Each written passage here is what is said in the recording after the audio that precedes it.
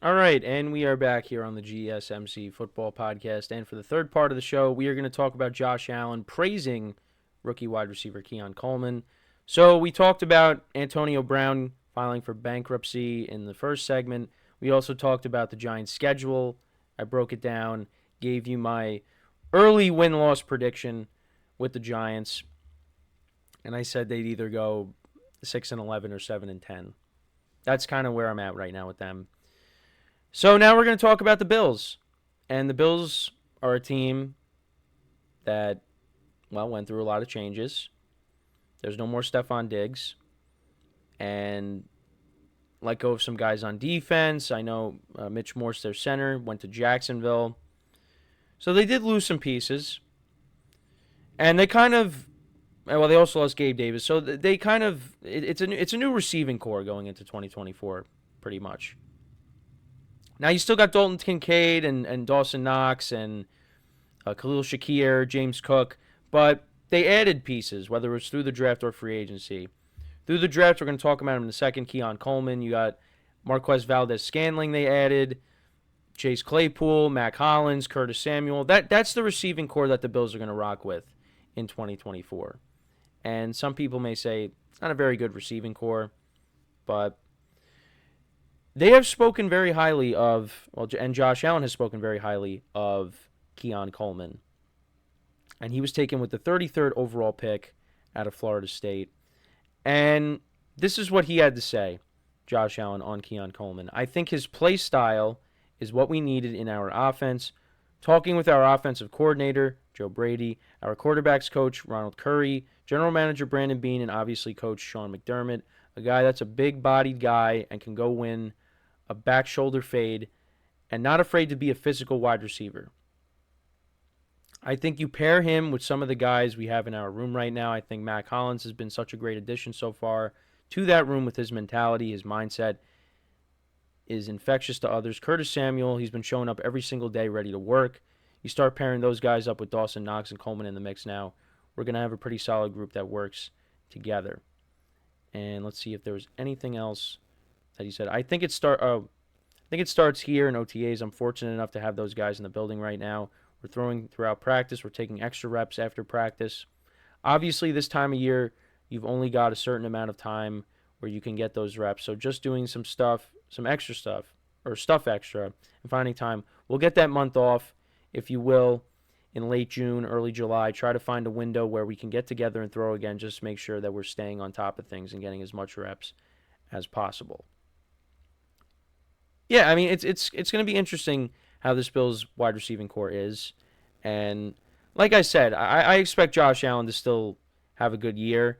And I feel like that cloud, and that cloud meaning Stefon Diggs, now not being there anymore, I think that will that freed Josh Allen a little bit. And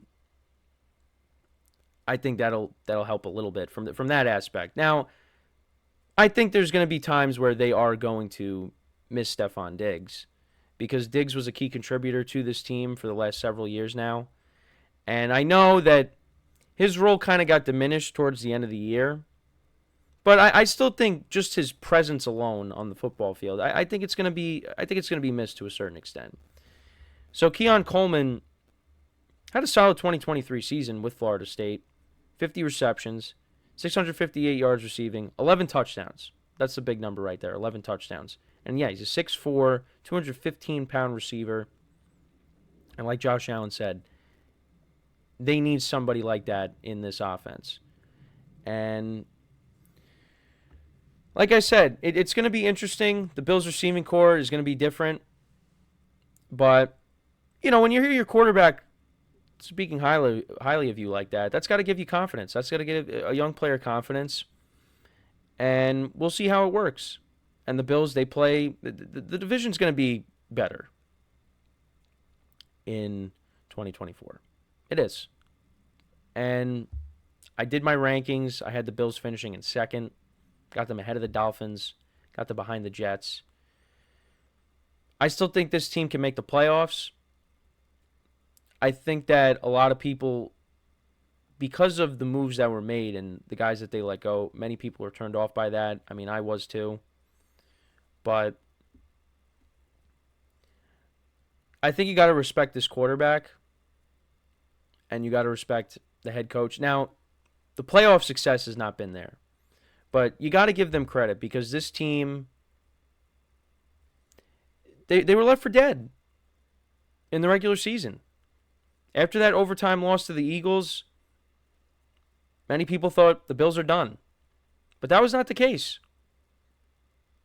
They won out, and then the final game of the regular season against the Dolphins in Miami, they won that game,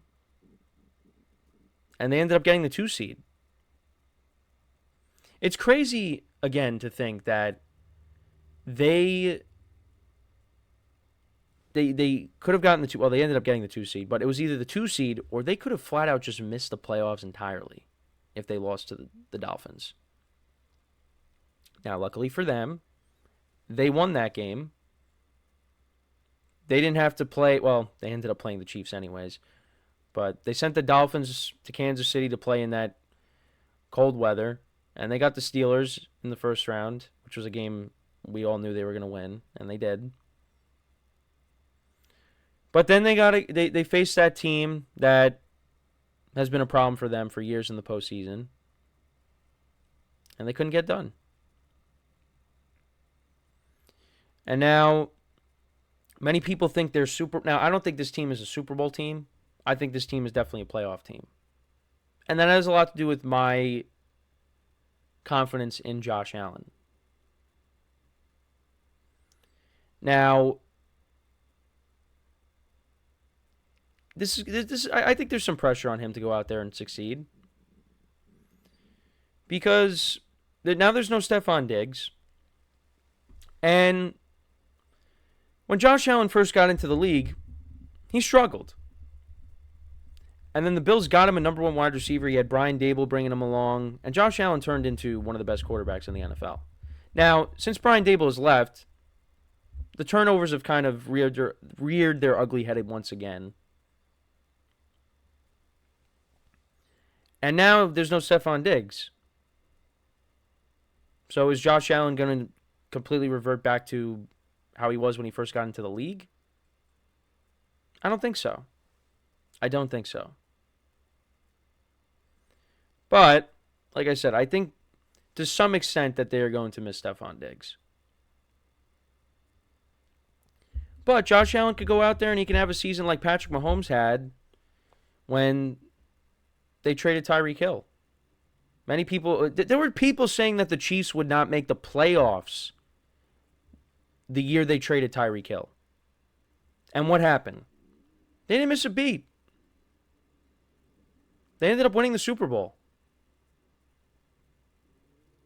Now, I'm not saying the Bills are going to do that, but that's what happens when you have a generational talent at quarterback.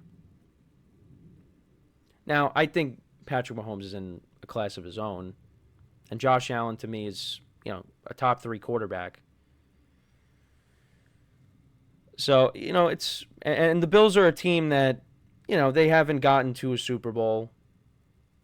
They got to a championship game, but they lost. And since that was the COVID year, they haven't gotten back to that point.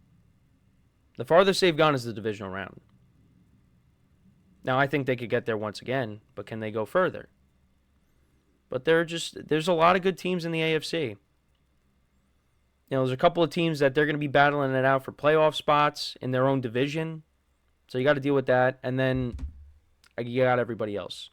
Whether it's all the teams in the AFC North, if some of the teams in the AFC West are making a push. Like, I think the Chargers will be in the mix because of Harbaugh, and we'll talk about Harbaugh shortly. And then you got all the teams in the South. That division's going to be competitive. So there's a lot of teams that could be in the mix. And I brought that up a lot. But I think what will separate a lot of these teams is your quarterback play. Josh Allen can carry this team on his back. He definitely can. And I think that is what can ultimately separate them from a lot of these teams that are going to be, battling it out for wild card spots. And the Bills could still win the division too. but we'll have to see. But when it comes to Keon Coleman, like I said, when you got your star quarterback giving you praise early on, that's got to give you confidence. And like I said, especially as a young player that's just getting his feet wet in the NFL. So we'll see what kind of season that he can have. Let me know what you guys think. What are your expectations for Keon Coleman in his first season with the Bills? Again, they got some veteran receivers to surround him. Like I said, they added Curtis Samuel. That move I liked. Khalil Shakir, I think, is going to have a breakout year. Or he could have a year like Gabe Davis where after the 4-touchdown performance against the Chiefs, kind of just is the same. But I think Khalil Shakir is a good player for them. So you got Khalil Shakir there. Curtis Samuel, I like that move. And then you got some other veteran receivers there as well, looking to make an impact. Got a couple of good tight ends. And you got a running back that they relied upon a lot towards the end of the year. And that was something that even, before doing this show, I would say it on my radio show at my school, the Bills were one-dimensional because they just really didn't run the football. Josh Allen was their best runner.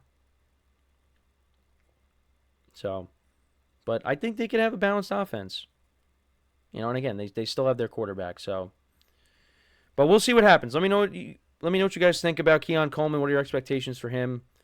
And how do you see the Bills performing? How do you see their offense doing now with Stefon Diggs not being in the fold? So, we're going to take now our third break of the show. When we come back, we will talk about Jim Harbaugh, his approach to OTAs, and how he's kind of already changing the culture with the Chargers. So that's what we'll do when we come back from our third break of the show. So with that being said, stick around, and we'll be right back here on the GSMC Football Podcast.